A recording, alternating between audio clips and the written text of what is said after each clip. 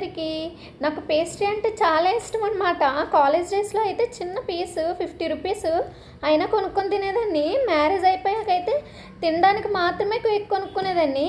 మా వారు చాలాసార్లు చెప్పారు, నువ్వు ఇంట్లోనే కేక్ బేక్ చేసుకోవచ్చు కదా అని చెప్పారు. అస్సలు వినలేదు. కానీ ఈ మధ్య కేకు ఫ్రెండ్స్ కూడా చేస్తున్నారు చాలా టేస్ట్గా ఇంట్లోనే. అందుకని నేను కూడా డిసైడ్ అయిపోయాను, ఇంక ఇంట్లో అన్నీ కొనిపించా. ఫస్ట్ టైం ట్రైల్ మా వారే చేశారనమాట. ఫస్ట్ టైం ఫెయిల్ అయిపోయింది.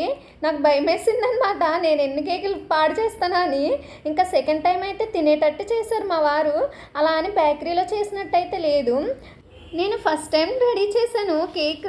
అది వచ్చేసి స్పాంజ్లా వచ్చింది అండ్ టేస్ట్ కూడా బాగుంది. కానీ గ్యాప్స్ ఎక్కువ వచ్చేసాయి అనమాట.